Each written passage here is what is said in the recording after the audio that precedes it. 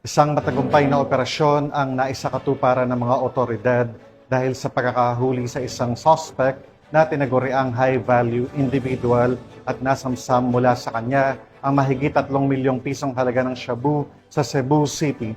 Patrolwoman Annalyn Canoog sa report. Mapapay na naaresto ang isang lalaki matapos itong mahuli ng halos 3.5 milyon na halaga na hininalang shabu sa nilunsad na bypass operation sa Supa Street, Barangay Sawang Calero, Cebu City noong 22 ng Hulyo sa taong kasalukuyan. Kinilala ni Police Captain Gian Carlos Reyes, Officer in Charge of Police Station 6, Cebu City Police Office and suspect na si Raymond, 30 taong gulang, isang high-value individual at residente sa Lawis, Alaska, Barangay Mambaling, Cebu City.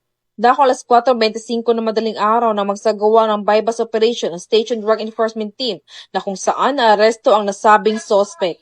Nakumpiska mula sa suspect ang 2 pakete at 5 large nut tied plastics na hininalang shabu na aabot sa 510 na gramo at may standard drug price na 3,468,000 pesos. Bypass money at maroon handbag. Maharap ang suspect sa kasong paglabag sa Section 511 ng Article 2 ng RA 9165 o ang Comprehensive Dangerous Drugs Act of 2002.